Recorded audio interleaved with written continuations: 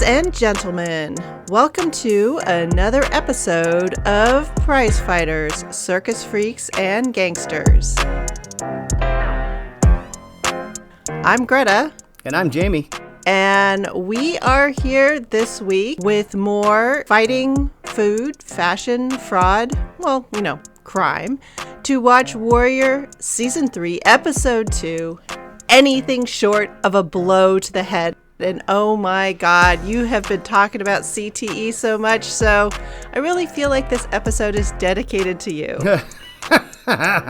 Well, you know what I was thinking as you were giving us the intro? I was like, ooh, when we have a cult started about us, we'll have a youth group called the 4Fs, and then that's when we know we will have arrived. Not just a cult, when we have the youth group part of the cult, the 4Fs. Oh, no. Were you no in the 4-H children. back as a child? Oh, no. I was a suburban kid. I did Girl Scouts. You liked horses, so I thought maybe there was a chance. No. Summer horse camp. It's all part of the Girl Scout experience. Oh, okay. Oh, there you go. Yes. This week, we definitely get some pretty good-looking fights because it's our favorite fight director, Dustin Nguyen, running the camera, and I thought it showed. Oh, yeah. It was amazing. And I really like he adds kind of a Sopranos feel to the episodes that I really enjoy. Even down to the music, it seems to be kind of inspired by that kind of vibe, where instead of it being music, it's more of that mood kind of vibe sound that you get on like Law and Order. Yeah. I was noticing sort of different music in this one for sure. And I mean, speaking of music, that's how this episode starts out. There's definitely sort of that like doom, doom, doom music at the beginning, and you're like, oh. Totally. And you just get the classic lawman pose come up, and they're like, hey, we're the Secret Service. They're like, well, that didn't take long. They're here. And Mosley is that kind of like quiet, smirking, like so calm and self-assured type of evil man when you're like, oh, I'm going to stay so far on this man's right side that I could never possibly be wrong. Yeah. Because that man will kill you bad. And you can tell right from the outset. Just the way he stands, you're like, nope, not going to cross this man. Yeah, he's not even a laughing psycho. He's just this pleasantly smiling psycho as he pulls out your fingernails. No, this is the kind of guy that my stomach just goes, oh God, oh God, oh God, oh God. Oh. Like, I can see these men out in the world and they scare the shit out of me. Like, they just have this aura about them. It's the fact that they could kill you while staring into your eyes and speaking to you very quietly and talking you through your own death. And their pulse wouldn't be raised at all. They would just be like, yes, this is a natural process of life. It's going to be fine. You know, you're just going to go to sleep and you're not going to wake up again. And they would just do that the whole way in, where it would be almost reassuring, except this person has no soul. They are a total psychopath. Yeah, and I've run across these people in life, and at first they seem nice, but then something happens and you just catch this look in your eye and you're like, okay, I am going to move to the next state now. Yeah. Yeah, and they're always that above average good looking. They're not too good looking. They're not too good at anything. Right. They're above average at everything. So but they don't but not really spectacular. Yes. Exactly. Because they don't want to challenge anyone, because they want you to be comfortable around them. Right. Everything about them makes me uncomfortable. Yes, I understand exactly what you're talking about.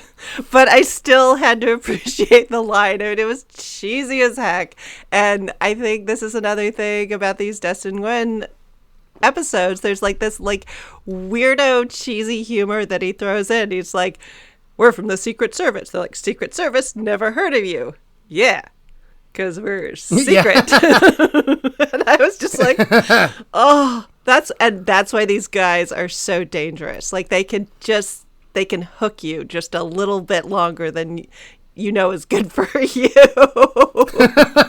I know a guy like that in grad school in the MBA program, and he didn't really understand why I didn't like being around him, and I finally told him, I was like, it's because of like the danger that you represent. And he was like, well, I know, but I don't do that stuff. And I was like, the fact that you think that you deserve some kind of medal for not taking advantage and date raping everyone around you, that is the reason why I don't like being around you.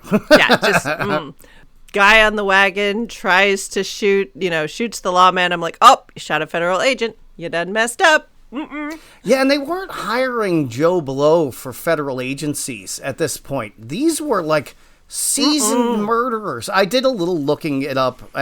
So I think that Mosley is based on Colonel William Wood, who was like the first, I think he was the first vice chairman of the Secret Service or whatever. And he was just like an all around badass. He was in the Underground Railroad, but he started out as a part of the America First Party and the Know Nothings, and somehow made his way into the Underground Railroad and like totally on the other side of the nativist thing.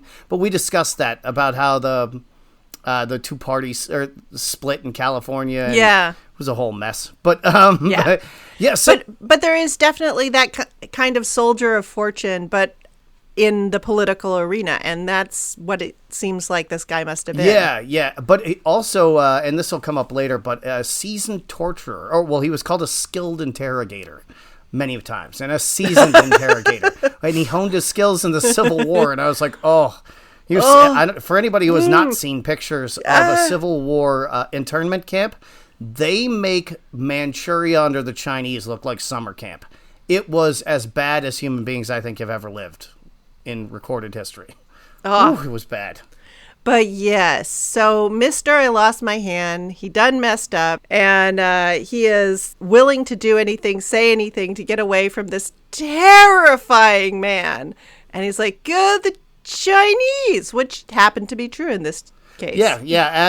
As Mosley is digging his fingers into the stumps where this man's fingers used to be. And he's chained up. He's like, yeah, what were you going to tell me again? You didn't have anything to say? What do you have to say? Let me rub on your open wounds and see what you have to say. And he does everything so calmly and casually. He's not disturbed at all by the fact that he is torturing a human being. It's like he's talking to a little girl while he's making tea. Did I mention I never watched any of the Silence of the Lambs movies? Nope. Ah. So no, those weren't for you. No. Okay. Did you at least read the book? I did read the first book, and I did. We all read that. And once I read the first book, like I knew there were more out there. I'm like, no. I have enough nightmare fuel for like way into my late 30s at this point. Oh, a fun fact about me. I took the wrong thing away from the part in the book where the cannibal serial killer was building up his jaw muscles by chewing on erasers. And I just started chewing on erasers to build up my jaw muscles. And I was just thinking, you know what? In retrospect, emulating what a cannibal does for their jaw strength, probably it wasn't my best move in life, but I've made many of those. I will say that if you had to take something away from the book and you're like, strength training tips, you could have done way worse. I guess that's true. Yeah, I didn't end up wearing anybody's skin. I've never eaten anyone. Hey, look at that. I did it all right. Okay. Okay. So we end up with young June, and he hates being in charge. He just does. How much does this man actually hate being in charge? He thought he wanted the top job. Now he's got it. He's not a happy guy. No, but the guy who flies off the handle and is really hot-headed is typically not a type of guy who likes to delegate responsibility or deal with the mundanities of day-to-day life. They're really more of a smash shit and yell kind of person. Right. So he's like, fine, Assam, you deal with this complicated shit. And so that's when we get, it's Chekhov's newspaper. They put the newspaper in here because we're going to use it. Well, we also got to see that lady going around doing the Chinese laundry, too. Yeah. But then we get to Colonel Atwood, who's here to kick ass and chew bubblegum, and they haven't invented bubblegum yet. No. But wait, I do want to say that right as this, as the cops are showing up, and we see that old lady coming around with the barrel. It's an old lady going around with a barrel and getting people's laundry to do. which I find interesting. So do you know, did they like tag their laundry or whatever? Because this is kind of your wheelhouse. And I'm like, how would you know? Oh, yeah. At this point, remember, the Chinese are incredibly literate. And so, yes, they are definitely inking their laundry with permanent laundry marks. And they would, and so families would definitely do that. But also because you're hand making your clothes, everybody would know their clothes. It's not like everybody's buying Hanes underwear or something. Oh, all right, cool. And then you just like make your own family mark, like your family name mark inside right, of the clothing. Right. Yeah. Oh, cool. Huh. That's amazing. It just, when I was watching them put the clothes in the barrel, I was like, how would they tell them apart? But that makes much more sense that, yeah, they're homemade. So, of course, you could, it's like trying to find your luggage at the airport. It's right, much right. easier than I would think. Okay. But yeah, you sort of think about like if everybody's throwing their T-shirts into, say, like the locker room gym laundry. Yeah, nobody's going to know nobody's T-shirts from nobody. But remember, everybody's making their own clothes, and so it's going to be pretty obvious whose is what's. Gotcha. Cool. All right. So we get to hear about the cubic air ordinance, which was partly bullshit, but also partly real. Like it was the kind of thing where they would use it to be like anti-brothel and definitely anti-Chinese, anti-immigrant. You're having too many people living, like there's too many bodies in a given space.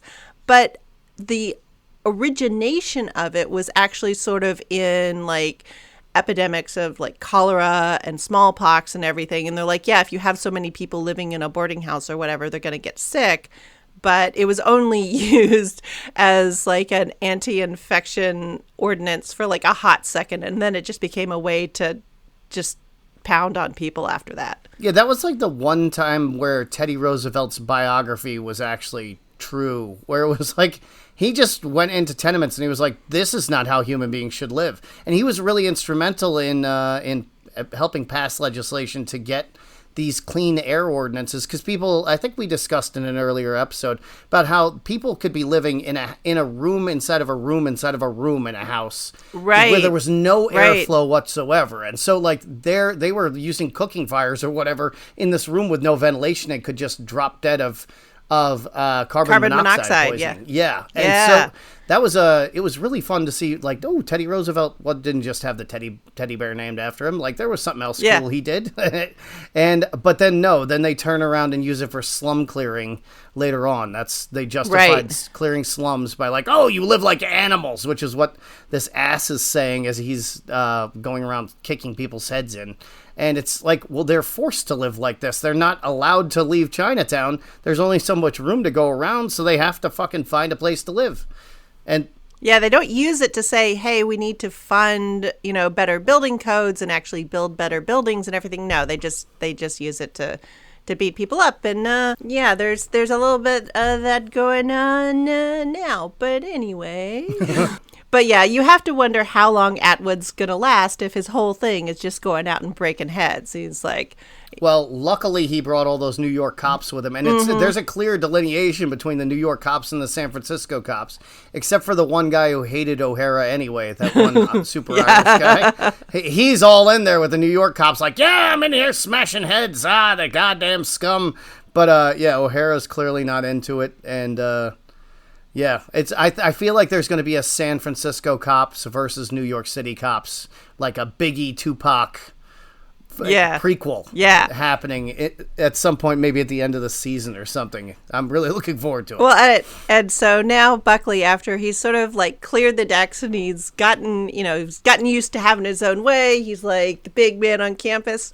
Nature abhors a vacuum. In comes competition for Buckley, and it is just his nemesis. The nice guy with the pretty face. Yes.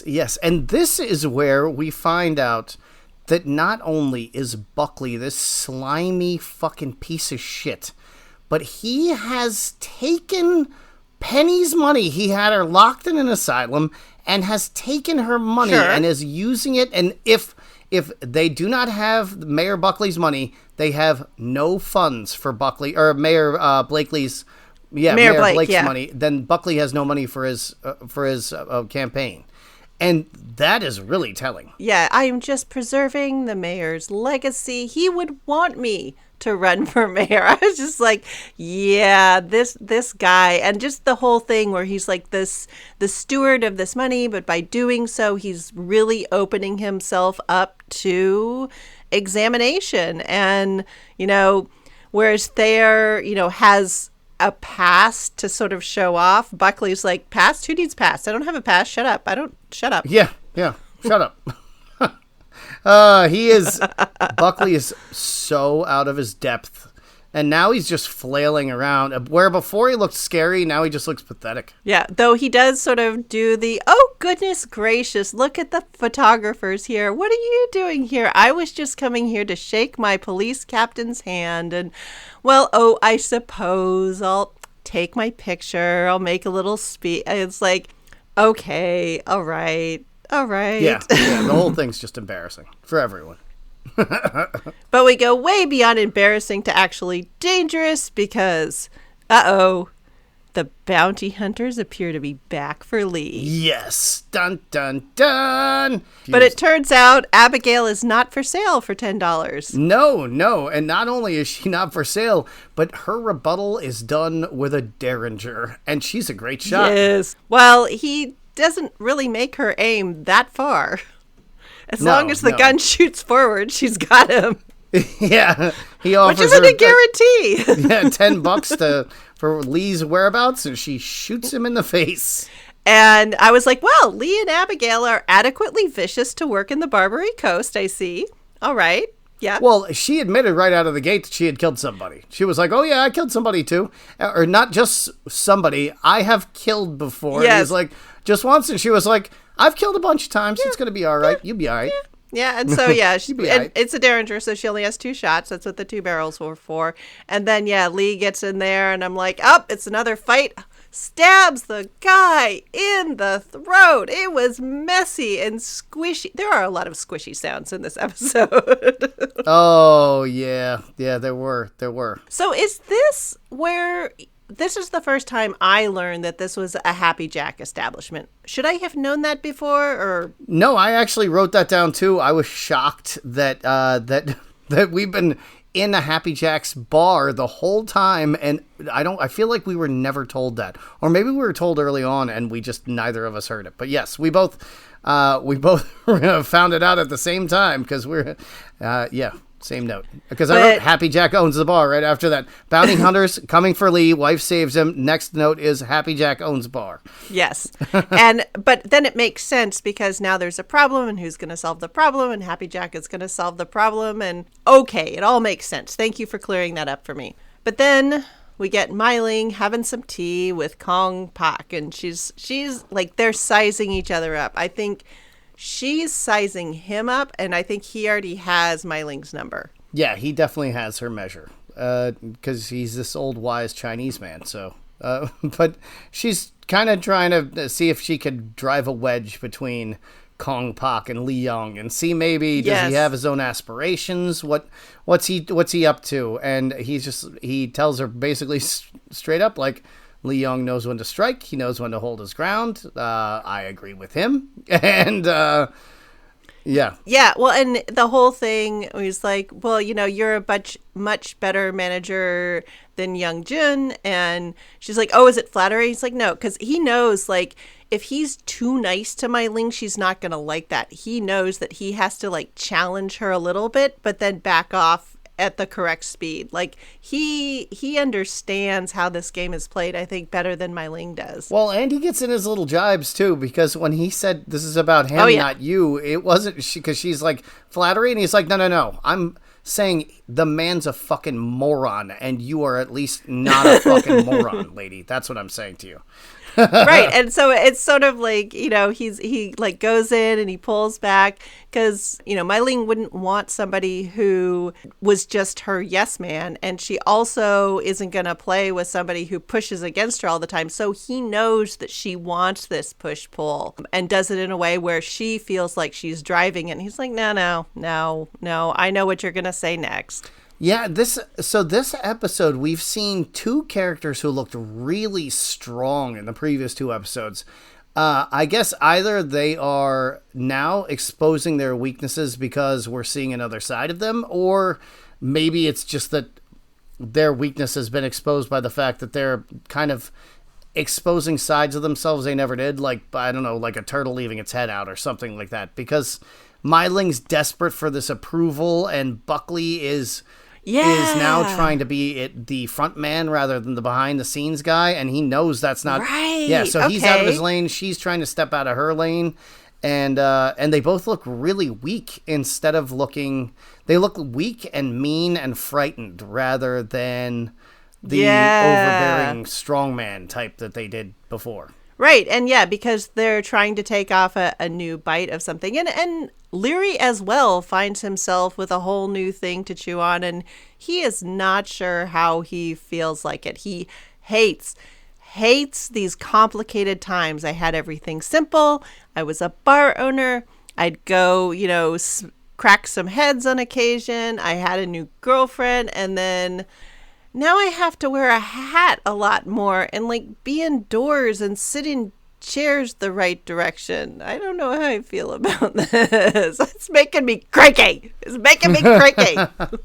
Leary is a man who is perpetually cranky anyway. So, he's going to find something to bitch about no matter what. And his life has been progressively improving, and he's still bitching through the entire thing. But I was going to say, but these rich dudes, they are, really calling him out like, you're an enforcer, right? And he's like, fine. You ungrateful mix, get back to work and I will break some more heads if you make me.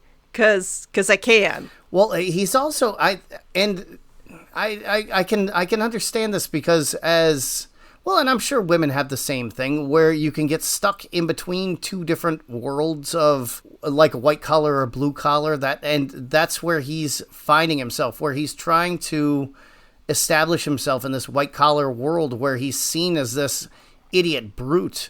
And so he's trying to play by their rules, but then, his skills come in handy and they're able to help move things forward when he uses them, but now he's being forced to rely on them, and he's being treated like a sergeant instead of a lieutenant, kind of in his mind, I think. Right.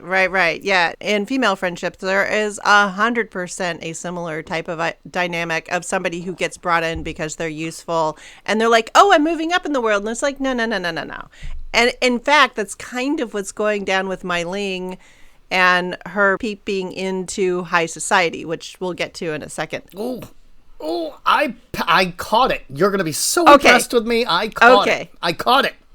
But before we get there, we get Atwood, telling O'Hara, I'm in charge now. This is how it's going to be. And if you can't work for me, maybe you should go work for the Pinkertons, which says to me, the cops know that going to work for the Pinkertons is a step down in respectability. You think?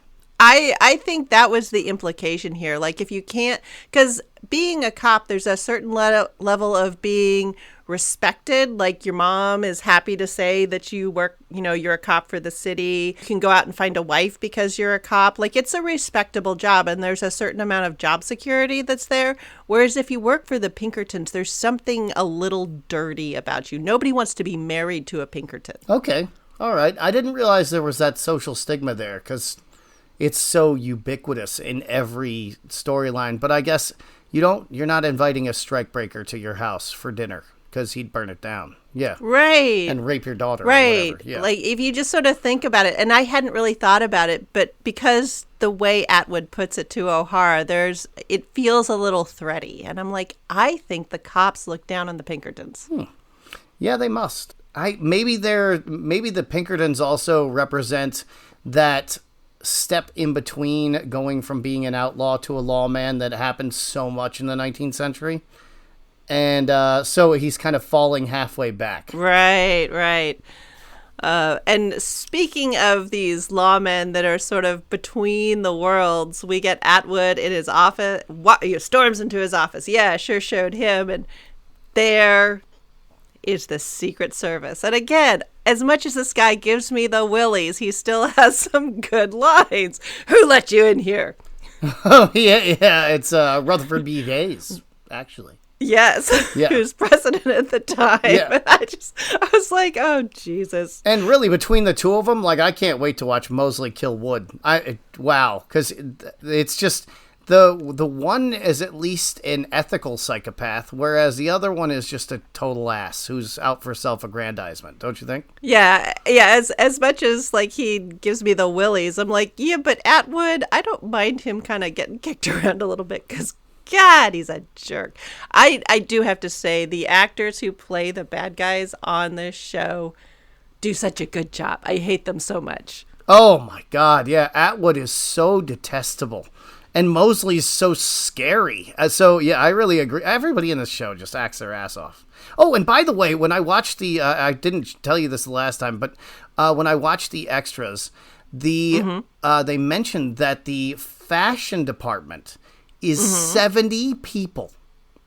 Holy 70, because they have to outfit 1,000 extras. And so I was going to say, this show has a shit ton of extras, and they look great. Exactly. And so that's where all the upcycling and recycling that they were talking about, a lot of it went through wardrobe.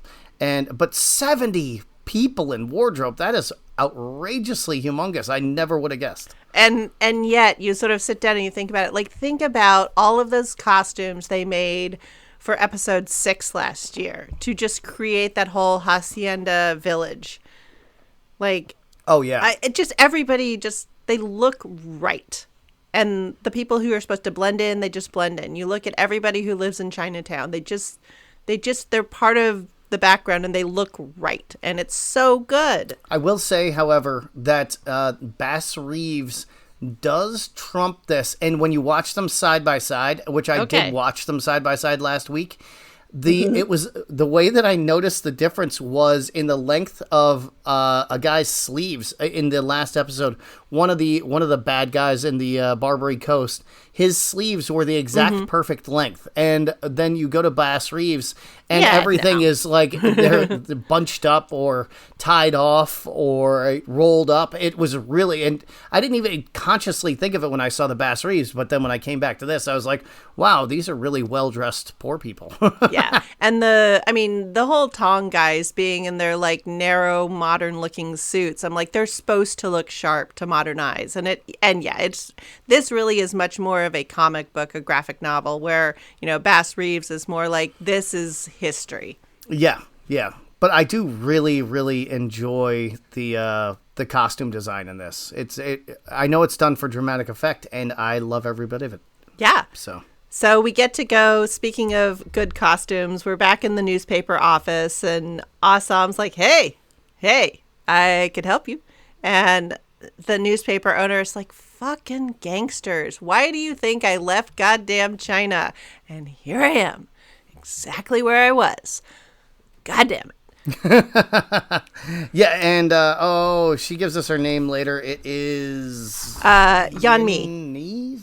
Yeonmi. Yes. She is so awesome. I love this actress. She's so assertive. I love that she's slapping her brother around in this. She's such a great character. Oh, they do sibling business in this show. Great. Because he is definitely the baby, and Dad has tried to raise him like, yeah, we have a new good life, but the daughter, she's a woman in a man's world, and she's been watching sort of the power structures forever, so she knows how this goes down. She's like, shut up, you dumb little shit. You're still my baby brother. Get off. Yeah. If I had been born with a penis, you wouldn't even be alive right now. We would have just drowned you in the river. Asam's like, well, sucks to be you guys. I'm not going to be able to clear your debt. And you'll be hearing from me. So we switch over to a nice sort of turn of the century ragtime type popular tune, and young Jun's out on the town and Hong is babysitting him. Yeah, that's a very fun Barbary. I really enjoy all the Barbary Coast sets. They are really, really cool. I mean, when they're outside, it really is very obviously a soundstage. It looks like a musical is going to break out when they're but yeah, it's 100% true. But it really does in this one too, because when Hong stops and his face lights up, and his face is so well lit, and I don't know if Dustin Nguyen is gay, but like the way that he portrays male love in this, or like attraction, it was so well done. It was really, really, really well done. I think what was about it is it was just straight up attraction. Like, it wasn't like, yes, it was two men, but that's exactly how you would play, the traditional man and woman spy each other across a crowded room. Like, he just made it about the attraction, and it wasn't that it was gay. And that's why there was also a flicker of, is this going to be cool for me to look at this person like this? There was a flicker of it that I noticed, that because I've stripped in a lot of gay clubs back in the day. And so you'd see, when you'd interact with people, there was always a weird little flicker of, what are we doing? And you could see it in their eyes, and it was really well done. Yeah, and that, that happens between men and men, men and women, women and women. You have that instant moment of unconscious attraction. Like, it just happens, and then you're like, okay, I'm attracted enough to this person that I actually want to see if there's reciprocation. And that's when it's like, I think men deal with this differently than women, because if women give sort of the okay, they are possibly opening themselves up to a lot more shit. And so I think with these two guys, like, they know, like, this is not cool with the whole world. So it's like, are we ready to open ourselves up to this danger as well? Mm-hmm. Yeah. And so maybe that's why I was picking up on, like, the subtleties of this action as so recognizable to me, is like there were some of the deflections and the hesitations that women often take, because it's like, okay, is this safe, or am I going to die? So yeah. Or is this man going to murder me while I'm trying to take a nap? Right. I mean, there are many more calculations that women, and especially women in the 19th, 20th, and even 21st century, put into, like, this moment. And I don't know, I saw so many of them happen. I was just like, God, the electricity here is so obvious and so well done. And yeah. And I don't think they had nice peachy lighting like that in the 19th century, though. No, it was probably much more dimly lit. I'm sure that across the bar, Hong probably could not even tell if the singer was a male or a female. He was just like, I like that singing. And I like the cut of their jib, whatever that jib may look like. Well, and at that point, the drag king, drag queen thing was very much happening in places like the Barbary Coast. Like, the sort of androgyny of the person up there singing was very much in keeping with the time. Right at this point, men were really starting to play with women's dress and performance. Like, instead of like the Shakespearean thing where, like, women weren't allowed on stage, now that they were allowed on stage, there was a little bit more play there, and women sort of starting to dress in men's clothes and all the freedom that it offered them, both movement-wise but in society, and then playing that up on the stage. Like, this is all in the air at the time, and somewhere like the Barbary Coast would be where it'd be the thickest. Mm-hmm. Mm-hmm. Yeah, and one of the really famous drag kings of the era was the first female action star, and arguably the first action star of the stage.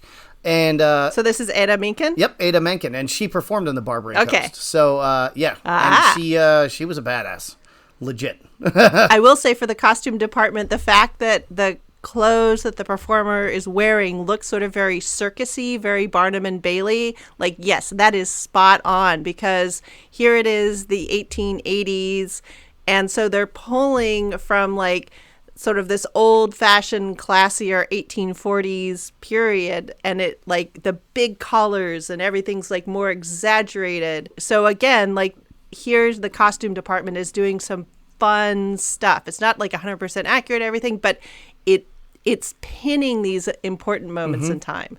And you can always hear a calliope going when they're in the Barbary Coast, which really adds to the circusy carnival feel. And for anybody who doesn't know what a calliope is, it is that really, really loud ass organ thing that you hear at a circus or at a merry-go-round or whatever. And it's technically a steam organ, right? Right. Yeah. And some of like the earliest computer type stuff, they would program it so it would play a tune. You didn't have to have somebody up there playing it. There would be this reel that would go through and like play the notes being driven by steam, the same way with the steam actually like moving through the pipes to make the noises as well. Oh, cool. Using that, like, Braille deal that they used for the pianos, the self-play pianos at the time? Yeah, I'm not sure if it was the Braille stuff or it was more of a punch cardy thing. I'm not real clear. There's somebody out there who I'm sure knows. But yes, it was a very sort of much physically transmitted computer code, though. Cool. Well, I mean, they were still using computer cards in the 1950s, so... Oh, hell, yeah. They were ahead of their times, not behind it. Well, I mean, the first sort of computational codes were in weaving. So, and that, goes way back. The Chinese were using a version of it even. Really? Oh, yeah. Yeah. Like you think about those complicated jacquard silks that have like two patterns, so one side that's and where the the other. Abacus comes from. I was always like, what the hell? Where would they come up with these poles? But it was from weaving, I guess, and using knots at first or something, and then moving the knots up and down maybe, and then... Yeah, I'm not sure how it's all connected, but yes, that sort of like computational, sort of digital appreciation of numbers and, groups of things transfer in. Yeah, this sort of physical, digital, computational something. And you can draw a straight line from that to women were the people who did all the calculations to get men to the moon during early days of NASA. Yeah, calculator used to be a job, not a machine. And it was a woman's job. Woman's work. Get out there and calculate, woman. You're right. Imagine saying that to a woman at an evangelical church now. They would just throw gasoline on you and flick lit matches at you.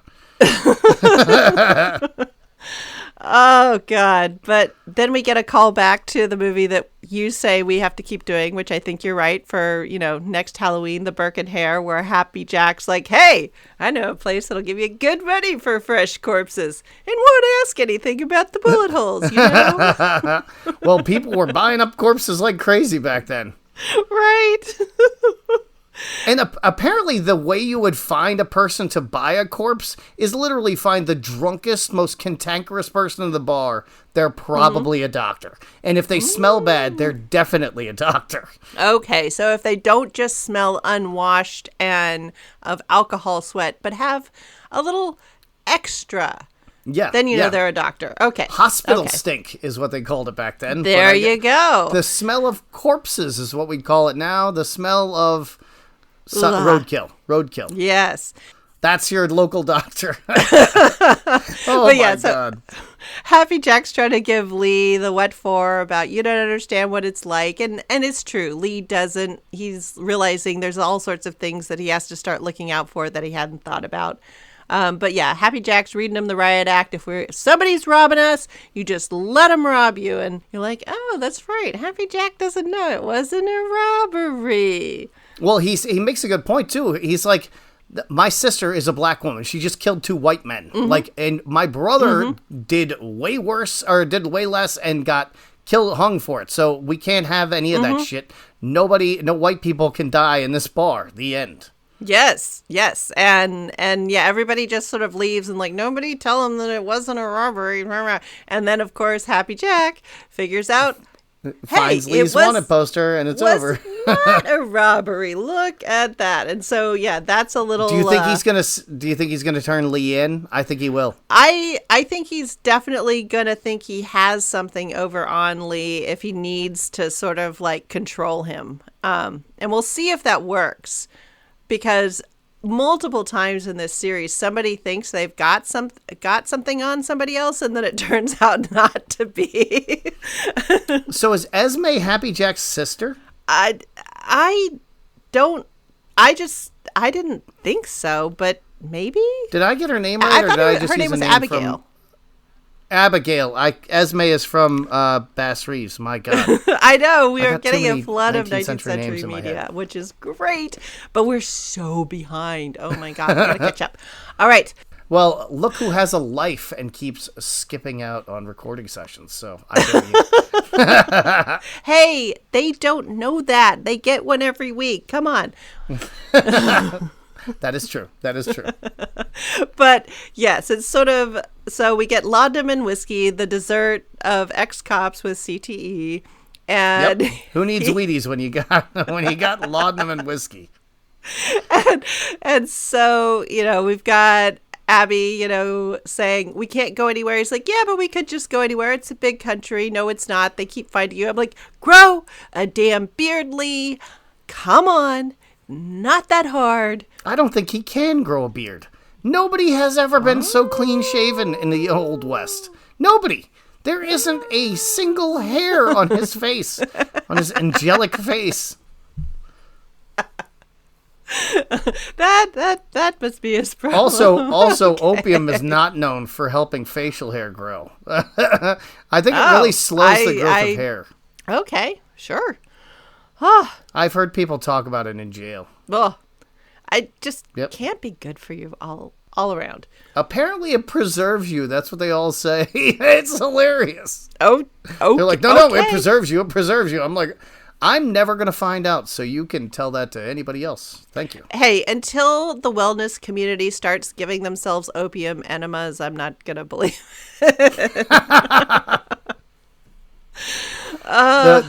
The fitness community had a real problem with opiate addictions in the 90s. It was called Nubane, and they were dropping like flies, but luckily they seem to have gotten a hold of it. Oh, was it just so they could work out through the pain kind of stuff? That's what they said. But bodybuilders really don't work out that hard. They were just taking drugs because they like taking drugs. Because people like taking drugs. It's true. I mean, for all the havoc that industry causes, if it doesn't make people feel real damn good, then it's not going to survive. Yeah, no. And they're all dying before 40 now anyway. It's wild. It's like one a month is dying now before the age of 40. And it's wild to watch. People are like, did you watch the Olympia? And it's like, you're just watching a Deadpool.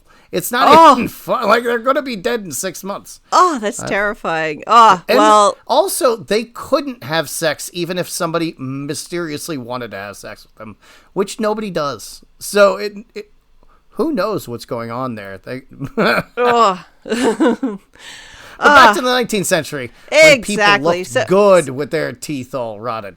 Yes. Well, I mean, Lee Yong, he's kind of a monk guy. He's been avoiding sugar and too much tea, and he doesn't smile much. So, got that. But he really hates that Mai Ling wants to move out of her proper place. Okay, I've put up with you being the head of a tong, but now you want to start mixing with the wider world, the white world.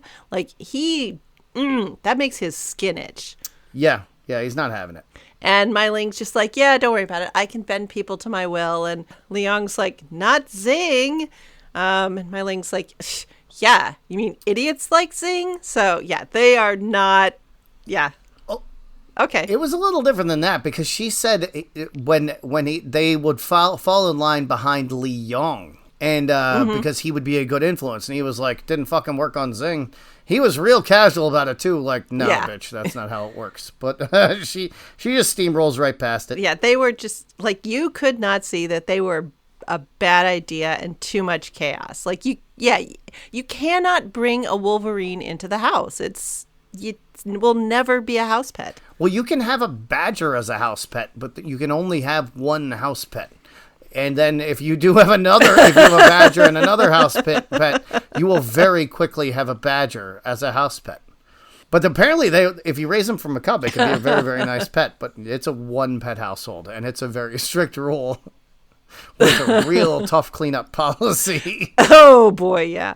So we get to see from Mai Ling and Li Yong kind of having their thing to Atoy and Assam having, their state of the state walk through Chinatown. This is how we're surviving. This is how we're getting through.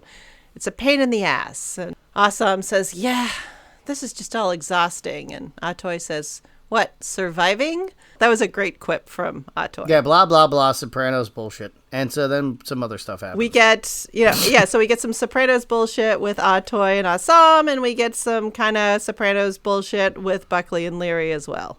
Do we? Yeah, where Leary comes in and starts yelling at Buckley, you promised me you'd get rid of the Chinese. And Buckley's like, well, I can't get rid of them as vice mayor. Oh, yeah. And then Leary's like, I'm gonna get you. And then Buckley's like, oh, yeah, you're going to get me too? You hate politicians? Well, you're a politician too. Dun, dun, dun. Hate yourself and see yourself out. Yeah, and it sort of feels like Buckley sort of has, like, I'm trying to teach you the ways of the politician, but he just has this way of talking to people where they're like, why are you always threatening me? Like, they can't hear what he's saying because he's just like, he's so angry and threatening all the time. But also Leary's in a place where he can't learn anything right now. He's too mad. Well, I saw this more as Buckley being like, well, you hate me. Well, I hate myself too, but look, you hate politicians and you're a politician too. And it's like, Jesus Christ, man. Just quit breathing. Get over it. We're done. There was a lot of self-loathing in that room for sure. Ugh. But, we get out of this self-loathing and, blah, blah, blah, to the printer's daughter, Yeon Mi. Now, here is somebody with self-confidence, and she's able to see the bigger picture. Yeah. She just walks up to Assam. She's like, hi, you need help counterfeiting? I'm your lady. Let's do it. And Assam's like, well, okay, this is turning out a little bit better than I was worried about. They end up in the cellar with the printing press. How the hell did they move that printing press? Like, I realized the Hup Way have, a million little minions they can get to do anything. But still, I was like, do you know how much those things made out of cast iron weigh? Oh, my God. Chinese labor has accomplished some really amazing things. And people forget that the Great Wall you see today was built in the 1800s and 1700s or something like that. I mean, it was built very, very recently. Yeah. And Chinese labor, they can get it done. Where there's a will, there's a way. I'm sure they could have just pulled any 5 people off the railroad and been like, we'll triple your salary if you can move this for the day. If you can move this thing from 3rd floor to the 1st floor, they would have gotten it done in record time. Yeah. But yeah, so Yeon Mi shows up and she just starts breaking balls down there. And I think my thought was Young Jun is developing a little bit of a crush on her. The way she just comes in and tells everybody to shut up and let me show you what to do. He's going to have to get in line because Hong loves her. Every time she opens her mouth, he's like, I love this lady. Well, I think he's just there for like, I respect your competence. I love your confidence. And oh my God, it is so good to have somebody else for Young Jun to spar with because I am tired of that. I want an episode that just is Yeon Mi and Hong eating noodles and making fun of everybody sitting around them. Like people watching at the mall, food court kind of deal. Oh, they would be great shit talkers. Oh my God. Okay, I have to talk about Yeon Mi's clothing for just like a second. Oh, that track jacket, John, that she was wearing was so dope. That teal thing? Right. So that over jacket thing, but then also kind of the pants and top she was wearing underneath. I don't know like if the purple color made any sense, but just the general design of it, that crossover thing, that the fact that she was wearing trousers underneath it, like all of that works. The fact that it looked very handmade. This is what I was talking about with everybody sort of making their own clothes.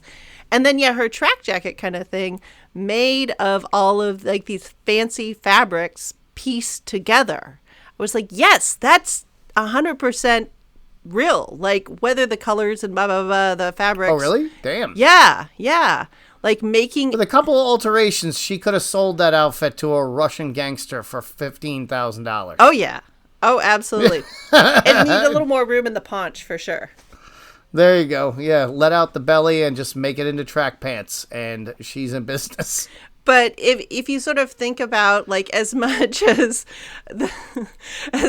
Mai Ling's like crazy Klingon outfits and whatever, there is still, you see this aspect of things being pieced together from fabrics to sort of make something from smaller pieces. Like that is super duper on point. And so the fact that she was wearing sort of like this rougher fabric underneath and then she had pieced together this effectively, track jacket out of, the velvets and everything, these scraps of nicer fabric into something that looked cool, that went down. Like that's for real. Yeah. And that's the thing, to all the guys who are out there listening, mix up your fabric types. For God's sake, use a knit. Use some different fabric types. When you have different textures, people will want to touch them. It's just a thing. Something about contrasting textures. People will think, oh, well, that looks nice. I want to see it and touch it. Because have you ever seen people walk through a store and they will drag their arm down something before they get to the price tag to look at it? It's the same way. You are a piece of meat for sale. Think of yourself that way. But yeah, we get Leary he hated dealing with Buckley, and so now he's going to go deal with another bigwig, and we get to meet Mr. Pierce, who's basically, I'm a capitalism freebooter, and I need a convincinator. Oh, is that what the job for O'Hara was? For Leary? Oh, for Leary. Oh, yeah, a convincinator. That's what I read in my notes. And Leary's like, I'm not just your pair of fists. It's like, look, that's not necessarily what I'm saying, but we're entering into the territory of I do some back scratchery, you do some back scratchery, and we all get our back scratched. Yeah. You get me? You just got this lumber deal figured out, and so we have a steel problem that needs to be figured out. And again, you net the same result. So how about we just go ahead and do this thing? We don't need to get into the details of what, the why, and the wherefores. It's a problem. Can you solve it, sir? And I will employ your compatriots. I mean, it was talk about your Sopranos, no nouns, only pronouns, no verbs, only hand motions. There's a situation that certain people might need to resolve, allegedly. So we're talking about the thing or the other thing? Yeah. Yeah. That thing with the guy, yeah? Yeah. But so, they sort of get to their mutual agreement, and we're back to Bill O'Hara and Lucy, and boy, does Bill miss his clean undies and hot breakfast. Boy, Lucy looks fantastic, though. That dress is just fire. I mean, God help us with all the bustles and the whatnots. But, I mean, If that was adapted to modern use, the whole thing's fire.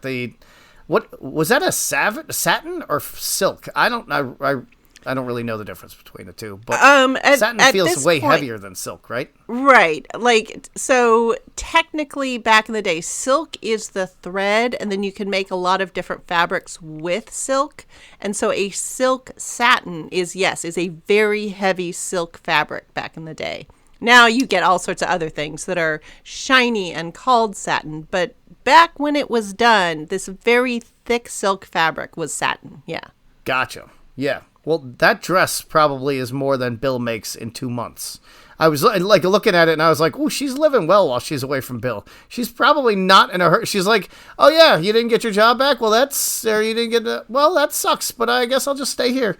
So good luck to you. I don't mind wearing my sister's last year's dresses with the big sleeves, because you know what the big sleeves make me look like? A woman who lives comfortably, because you know what I'm doing? Living comfortably. Yeah. You know what you can't do with big-ass sleeves? Housework. Hey, Bill, have fun doing your own housework. Go fuck yourself on the way out the door. So, yeah, she is in no hurry to get back to her little low-ceilinged 3-room hovel that she was scraping by in with Bill. Yeah, she is never going back there. But you know what brother-in-law wants? Brother-in-law wants all those damn kids out of his damn house. So he's going to have a little chat with Bill. Yeah, he offers him a job. And, I often see this happen in movies where rich family members will just be like, "Hey, I'll give you a living wage and you can have this dope job and just show up to work and make a living because you're family." Where are these people? And I've got to be related to somebody like that somewhere on Earth. Does this really happen in real life? Holy shit. Well, I guess, yeah, it does. Nepo babies exist. Donald Trump. I was going Donald to Trump say, is you've a person heard of nepotism. who I guess has enjoyed that life. So it happens. I guess you just have to be shittier than I am. Well, anyway, go O'Hara. Yeah, but this is where you get the title of the show, he's like, hey, can I say something to you? And Bill's like, all right, Horace, anything short of a blow to the head would Would anything short of a blow to the head convince you otherwise? I love that line. And so Horace, the brother-in-law, is like, hey, how about not being the police? And O'Hara's like, you too, huh? It's like, no, I might need a guy with your certain set of skills in my factory. Yeah, and I was thinking of that. So what is he going to be, a strike breaker? What the hell kind of job would he be doing in a factory? But just any kind of job, I assume. I think he would kind of be more of Foreman. like the foreman, going around, quit your whining, and kind of a little bit of a spy, see if people are showing up to, are they agitating on the job, just kind of being a heavy. Okay, there you go. Making sure that the kids that are climbing into the machinery are small enough to do so. You have to be shorter than this high to climb into this machinery. But also, if he gives them a job with a little bit better wage, that'll get the damn kids out of his house. But this also shows that Lucy's sister really married up. She married a factory owner. Like, damn. Yeah, so at the end of the day, probably nothing O'Hara does is going to be good enough anyway. Except maybe taking this job and, getting the right thing. Because maybe, Lucy's sister is really kind of breaking Horace's balls. Like, we can't just kick her out. Look where she has to live. And he's like, all right, fine. I'll give him a big enough job so I can have a nicer house. Jesus. But we don't get to see whether or not Horace gets to whine and mumble and groan, because we get Leary and Bill wine time at the Banshee bar. Well, right before O'Leary they're bemoaning their fate right before O'Leary gets baited into a fight with a child. Oh, yeah. Because the child says to him, the child that he fired earlier in the day is like, oh yeah, I'll beat you up like that Chinaman did. And he doesn't say Chinaman, but I'm not going to go that way. My complexion's not right for it, and I don't feel comfortable repeating that word. Nope, we don't need to. Nope, yeah. I'm sorry. No, my brain just transposed it out of that because it's like I was not willing to hear it. But it was very much that sort of like the young wolf like strides up to the leader of the pack, is like, I'm gonna challenge you now. I'm tough enough. Yeah, no, Leary just turns his back to him and is like, you're a child. Get the fuck away from me. And then when he says the thing about the Chinese guy beating him up, he takes off his ring and he's like, all right, bring your brother. Let's get this. Yeah, and so when he's like, I'm not just going to beat you up, I'm going to beat both of you up.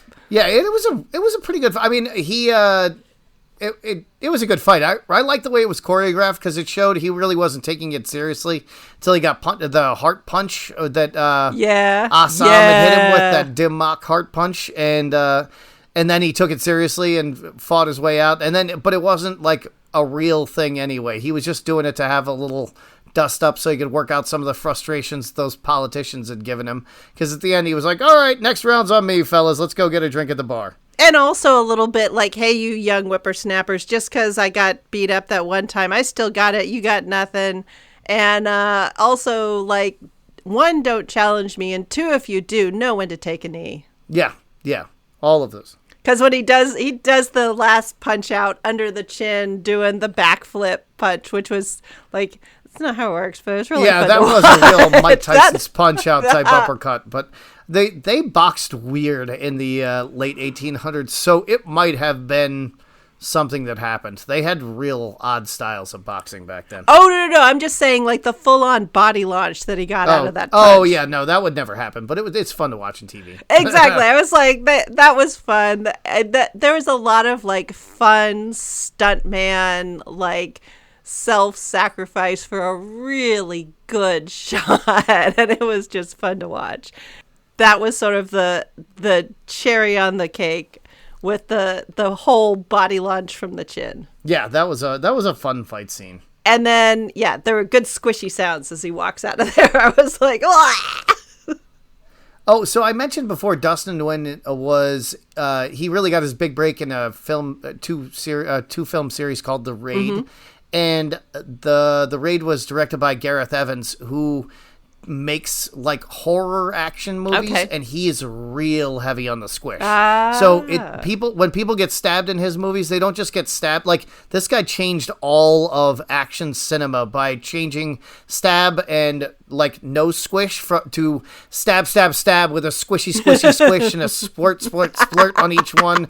And he also was real big on a stab and a rip, so they'd stab him in the thigh and rip the knife down their thigh with all of the accompanying ripping and squishing and squirting sounds.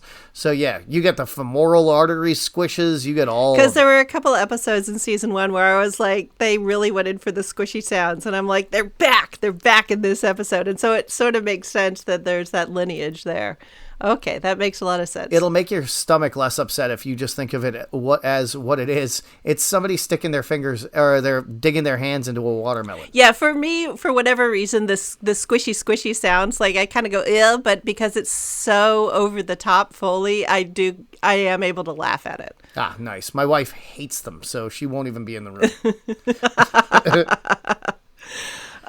But so we get a total change of scenery. We are outside, and we've got the carriage, and we got the fancy hats, and there's Nellie greeting somebody, and the way they ride up, I'm like, this feels threatening. And again, am I always like worried or not? But I just think that the direction on this was done so well. It just, at least for me, it was made to feel like this is not good. Even though the light was blasted at you, I think they were giving you the wrong tones for it. So that's where it developed a sense of unease. It was well done. It was really well done. And then Nellie comes out and she's like, "Oh, Dennis, hey, I know you." I'm like, oh, okay. This is okay. No, yanking our damn chains. Yeah, well, I loved this scene because it was just the most amazing watching a woman's reactions to having a person mansplain something to her, and just watching her go through the entire range of motions of, is he really doing this? This is actually happening. He's still not taking me seriously. Holy shit. Wow, this man's a fucking idiot. He might be mentally retarded. Like, well, just watching it all go through her head, all over her face. It just played all over as he just talked about how eminent domain, and we're going to take your house anyway, and you might as well just let me buy this land from you. I'm really doing you a nice thing here, and I'm saving you from yourself. Why do you want this shit anyway? Come on now, little lady. Well, he never had anybody else argue with him. And so this is going to be an interesting showdown, because she really does have the power and clout. If, things are played within the rules, she has a decent chance of winning, because she's got the money, she's got the lawyer, she's got the past and the influence to maybe pull this through. But then there's always the question in the show, are the rules going to be followed? And once again, I'm like, I don't think so, because we are dealing with the railroad, and law following was not a feature of building the railroad. One thing I have learned from talking with you and doing this is that unless there was a man standing behind a woman, usually with a gun back then, there was no safety for that woman. Like, there's only so much a woman could do, because like Penny shows us, she's not even a legal enough human to have more of a right to her husband's money than a guy to whom she's not even related in Buckley. Yeah, but she's crazy. It's so still, you just... These women any man would do a better job. These two are just out there running wild. It's like they are smoking crack on a high wire. Just like, hey, yeah, well, I got lawyers, so I can sue if I fall and hurt myself. Well, that's not how it fucking works, lady. I mean, and I'm not trying to down talk any of this, but it just is like, whew, you are really flirting with a lot of danger here. Right. And you sort of see these women who are sort of lose their shit and in public and just sort of go hysterical, and you think about like all of these little things in their lives that should just be easy, because aren't we two human beings here? But no, you're a man and I'm a woman, and I don't have to listen to you, so fuck off. Yeah, it's just even down to this one woman who was a really famous strong woman and an athlete and all these things, and she ended up injuring herself and then dying of her injuries because she had to nail her window shut while she slept in a hotel. Because she could lock the door, but she couldn't lock the window, and she had to nail the window shut. So there was a fire inside the hotel, and by the time she, like, ripped the window open and then climbed down, tried to jump down, and, like, she wouldn't let anybody catch her because people are fucking crazy and act like assholes and probably be sticking fingers in the wrong holes or what, what have you. And so, like, she ended up falling and hurting herself, and her life was over, and she died. And it's just like, there was no safety for women back then, and it's hard for... the only reason I'm bringing it up is because it's really hard for me to wrap my mind around not feeling safe. Never mind not feeling safe in my own home or not being safe at all ever. Yeah, that's crazy. Never mind feeling safe, not being safe. Right. Yeah.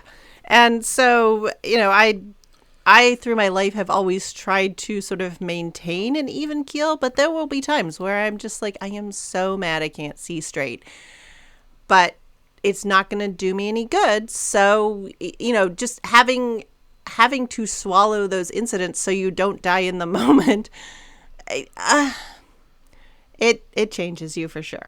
And even if you did defend yourself like these women did back in the day, then they would get bad press. Like the one woman, or it's the same woman, threw her husband down a flight of stairs because he was beating her up, and she kicked the shit out of him, threw him down a flight of stairs. And like the newspapers were just like, oh yeah, young women, you can go ahead and be as good as men at stuff, but look how you'll end up. You'll end up alone, beating up your husbands, a drunk, this and that.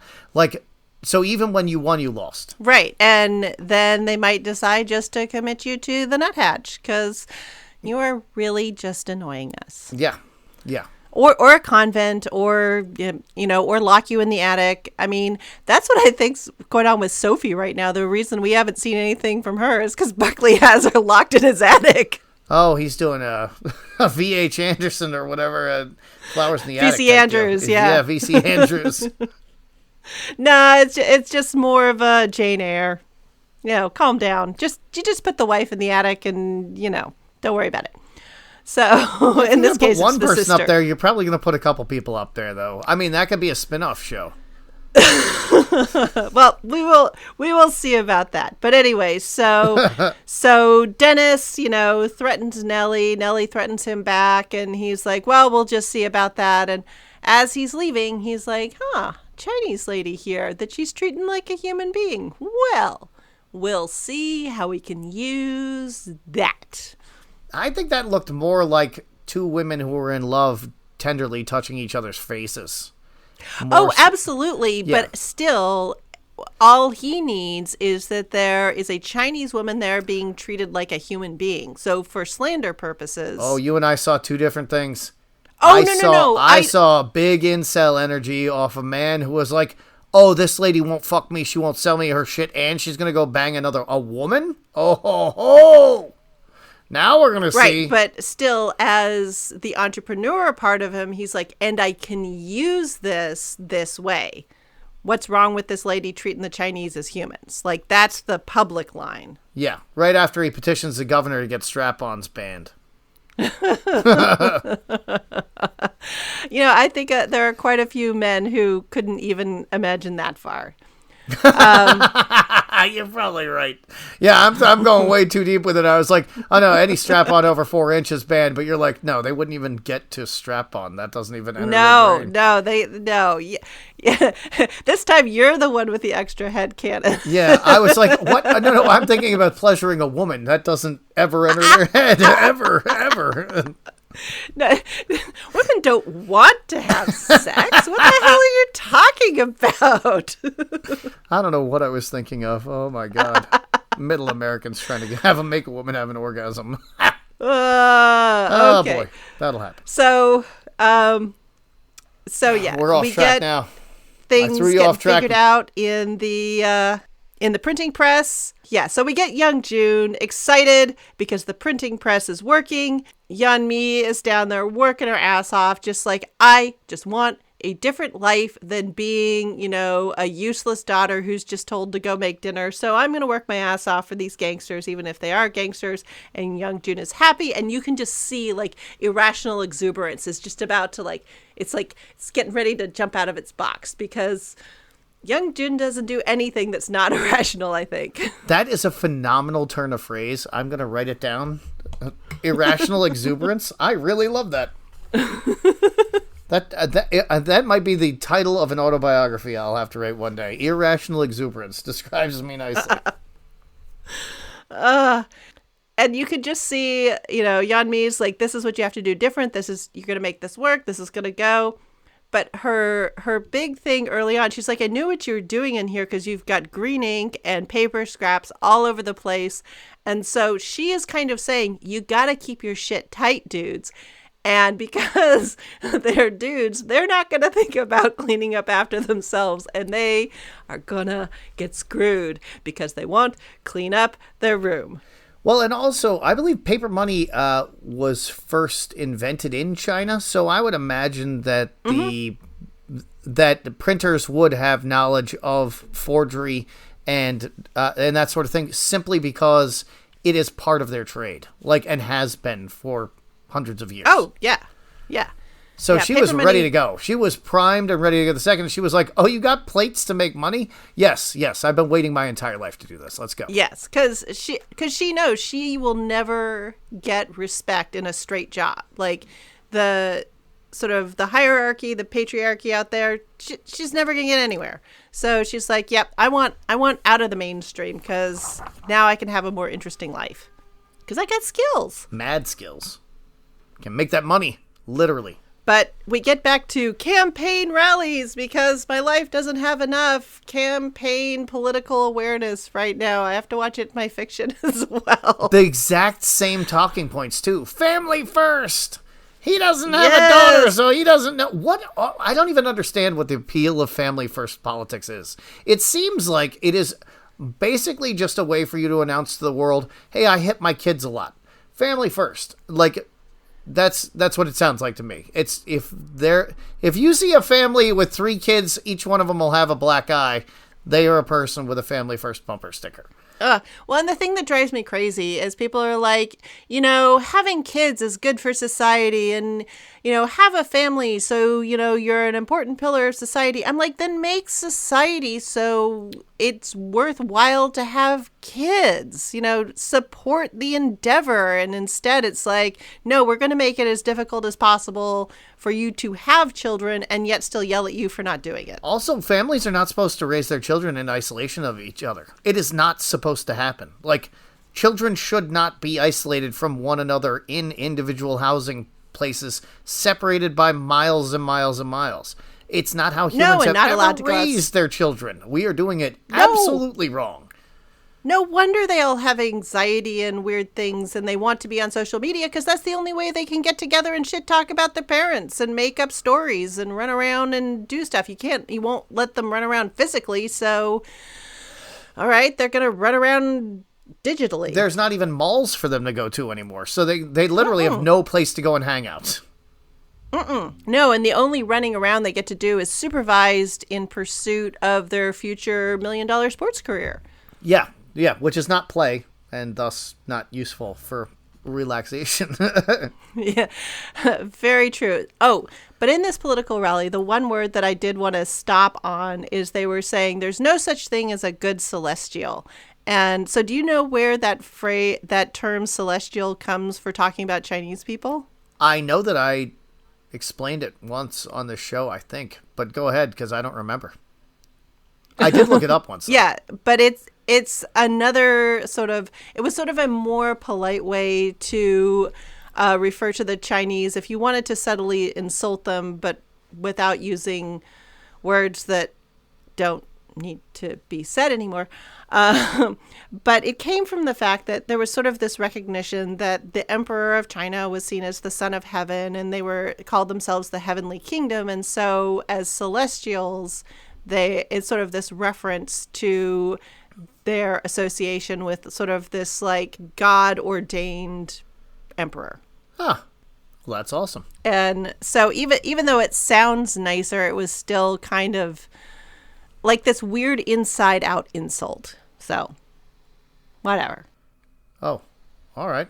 It seemed like it was not an inside out insult, but it was still a way of saying they are some weirdos.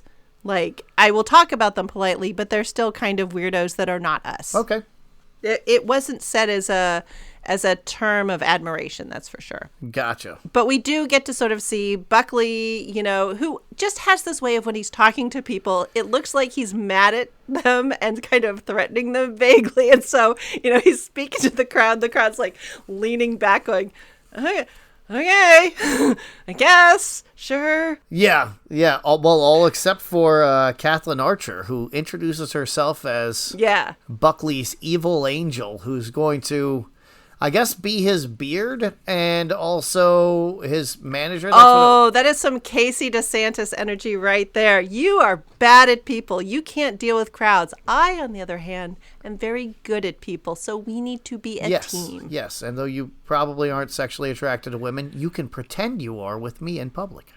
Yes, and so I don't think Buckley, that was one of the first times I think I'd seen Buckley confused, and he's trying to like work through the implications. But yeah, Catherine Archer is 38 steps ahead of him. Yeah, absolutely. She is she's kind of the upper class, or the smarter, more seasoned Sophie. Yeah.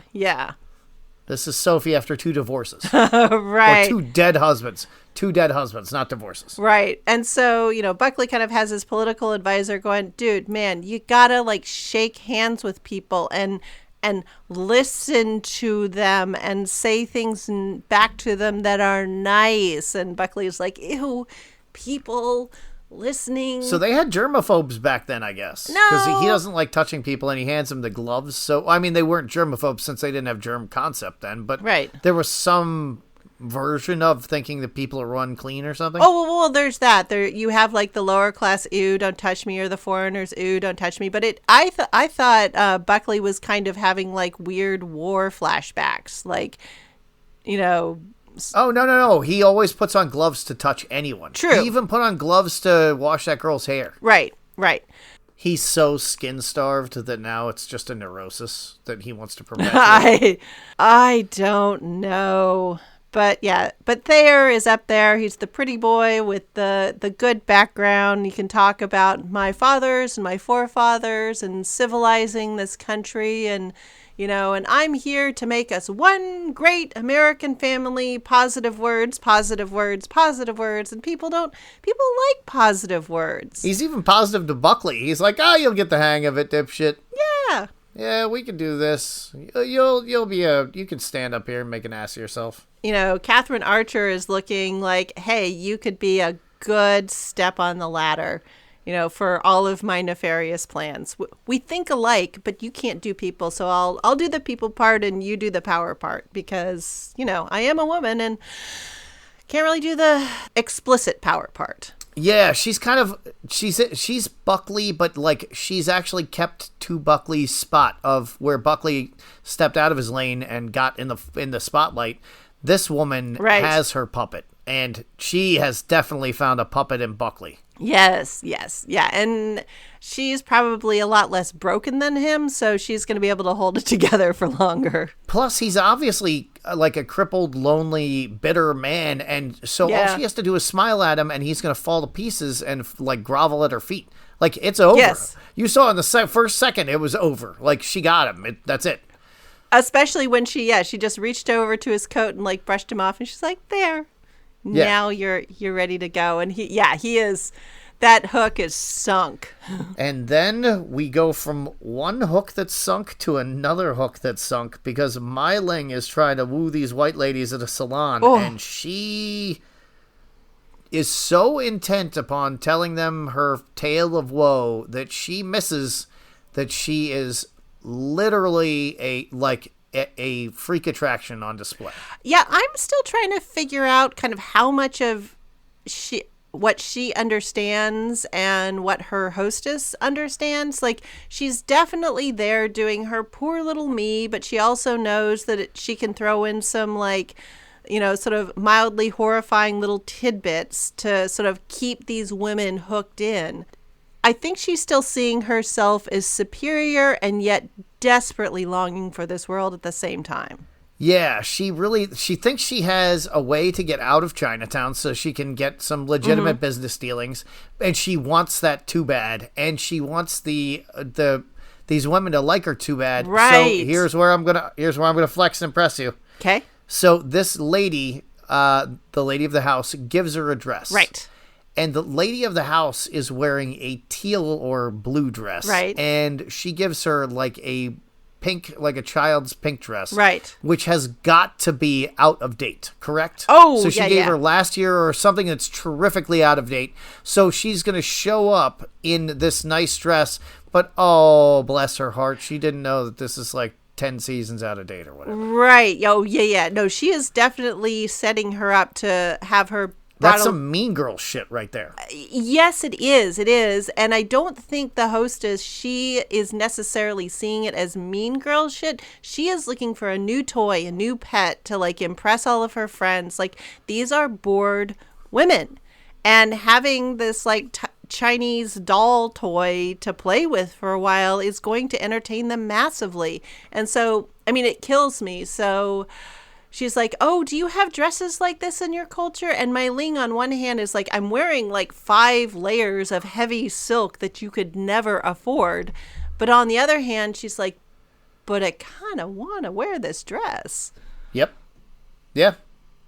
Well, and plus she would never know that this dress was out of date. She never leaves Chinatown, so she would have no fucking idea.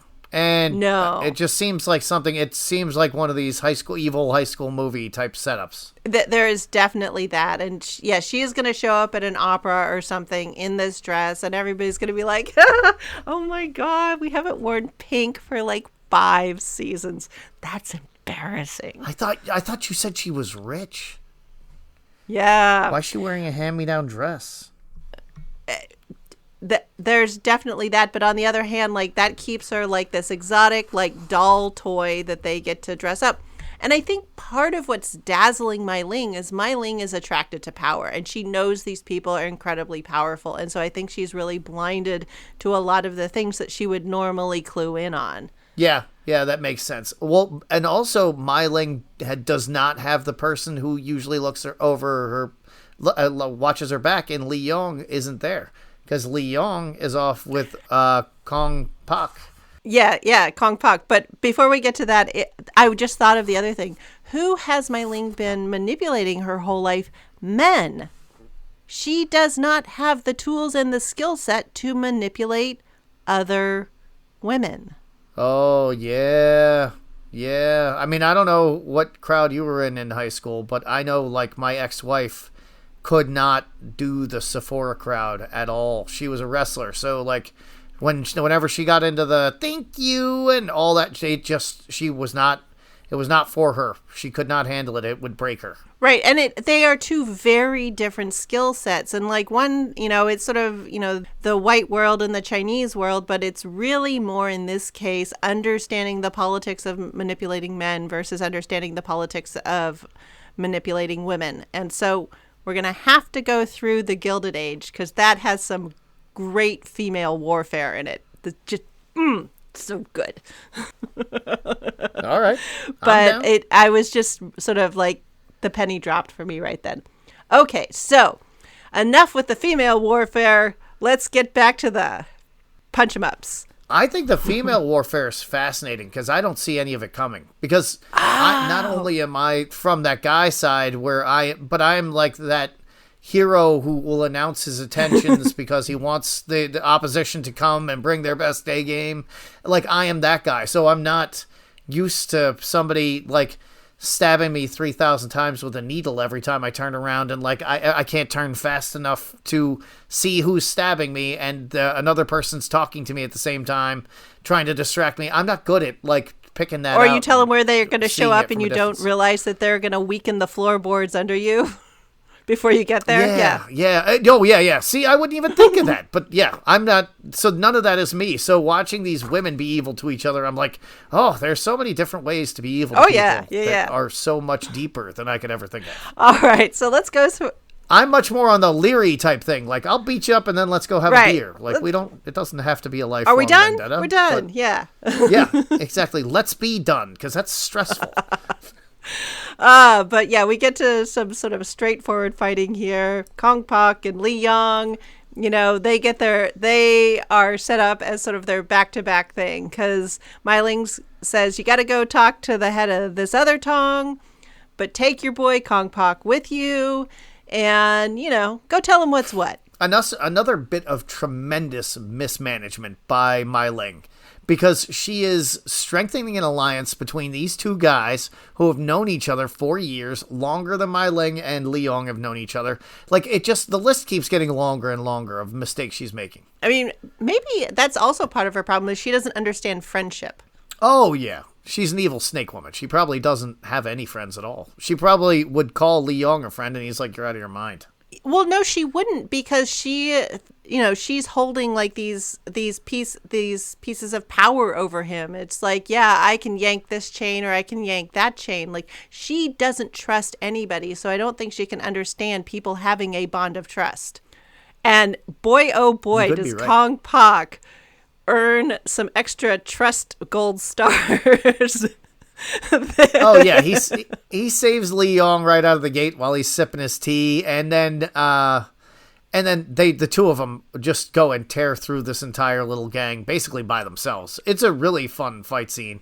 I definitely recommend that. Even there's a lot of bullshit in this episode, so you can just fast forward to this episode, get right to it, watch the fight scene, and keep it moving. You're not gonna miss anything plot wise, but the fight scene is phenomenal, and the way that they fight together. Yes, and it was, they fought like a group of opponents, a different way than Leary fought them earlier in the episode, and it highlighted the fact that they were actually paying attention to what they were doing, because you fight a group of people by keeping them in a line away from you, and you could always see Joe Taslim and Mark Dacascos like maneuvering to have all of the people in a line so that they didn't have to fight everybody at once, whereas Leary was just being a sloppy ass for the first half of his fight till he got the chest punch, and then he started lining them up. But yeah, I was gonna say, these guys were doing that thing where they own the floor, where they're always angling their opponent to the most favorable angle for them.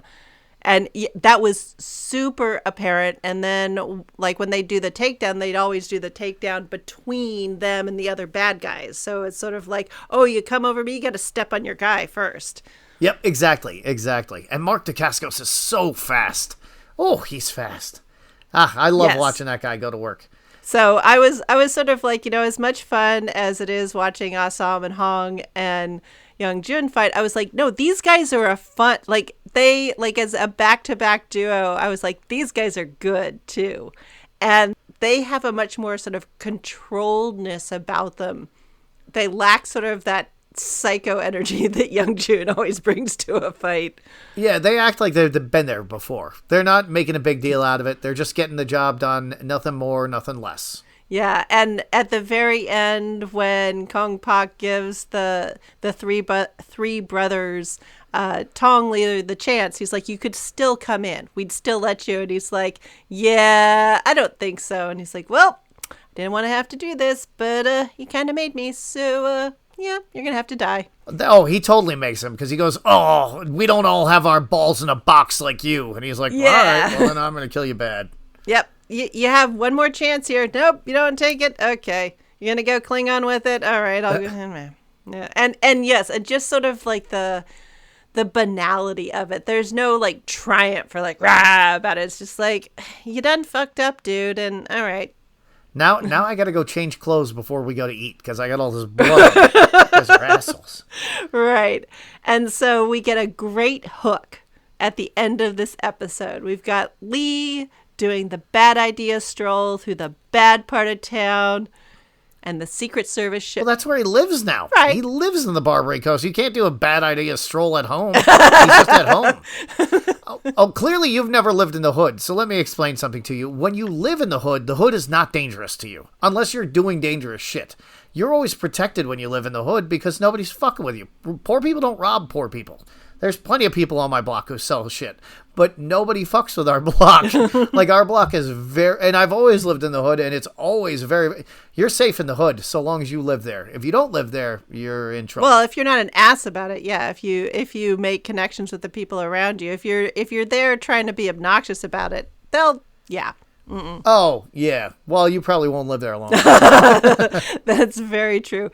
But the Secret Service is still there to hold Leo over a barrel. Well, they're not holding him over a barrel so much as they're saying, you don't want these bounty hunters coming after you for the rest of your life, and I need to get this counterfeiting ring sorted out. So how about this? You help me and I help you. I actually really like Mosley by the end of this episode.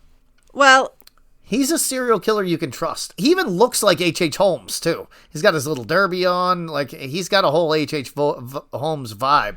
He probably is a murder house, but I like him. I mean, fair enough. Like, he goes after Atwood, and Atwood needs somebody to go take him down a peg. And he really does give Lee the best deal he's going to get with, you work for me and I take care of your little bounty problem.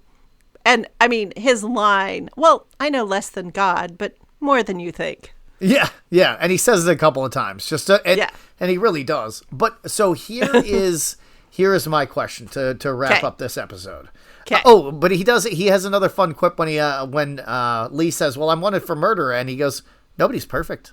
Yes. But, so I am going to, because I watched this, 2 years ago or a year ago or whatever. I don't remember how this season ends. So I'm going to ask you, do you think that when O'Hara gets the offer to join the Secret Service, will he join, and will Lucy take him back because he has left the police department and is now working for the Secret Service, which will probably still leave him in Chinatown. In Chinatown, right? Because he's like, I need the Chinatown squad. Yeah, but he'll be off the Secret Service. So do you think she'll come back and then he's gonna be like, ha ha, I gotta work in Chinatown though?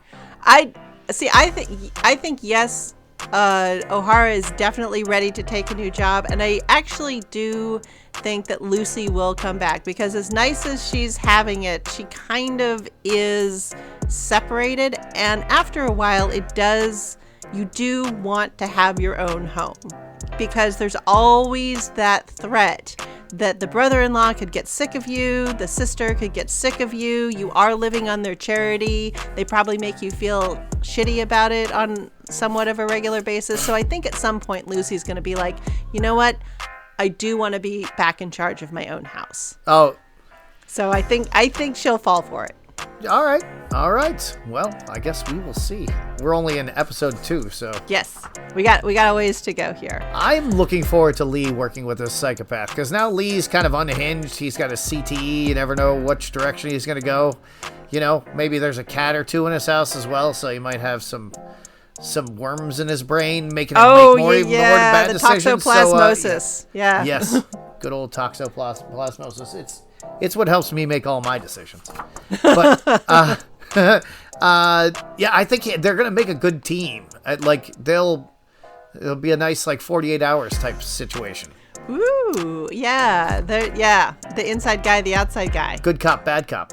Yeah. Well, who's the good cop? This is more of not a 48 hours. This is more like Lethal Weapon, where you got Riggs and Murtaugh.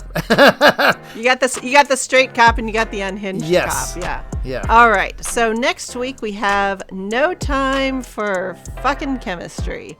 It'll be interesting to see whose chemistry exactly they're talking about. I imagine you're desperate to find out, because I can imagine this is already making you feel like, what the fuck? What are you talking about? What are you talking about? No time for chemistry. There's always time for chemistry. And in fact, let's make some more goddamn time for chemistry. Let me tell you about how chemistry helped timepieces become more accurate so that you could even be here right now. Damn it. Yes. When we're not yelling about watches and chemicals, where can we find you on the internet? Well, I typically don't yell about watches or chemicals, but you can find me on Instagram at Plague of Strength. And you can find me at my other podcast, The History of American Food, and a little bit on Instagram. It is, to this point, 100% free of strap-on talk, correct? The History of American Food is so far free of strap-on talk? It is a big, giant capital E for everyone. All right. Well, there you go. So if you need to keep your podcasting tragically strap-on free, that is where you go. Yes. Now I feel compelled that I Yes. need to make some kind of post regarding that on Plague of Strike sometime. As I only get into depressing, not fun, dirty. So, Well, that is lame. Okay. Well, we will all see you next week. Yes. Well, I don't think we'll see them, but they will hear us. Hey, viewers, listeners, it's very hard to tell the difference. Until then, All right. goodbye. We're on Instagram at PCG Podcast. And you can always reach out to us by email at pcgpodcasters@gmail.com. And you can find more dope beats like this one from royalraven.com.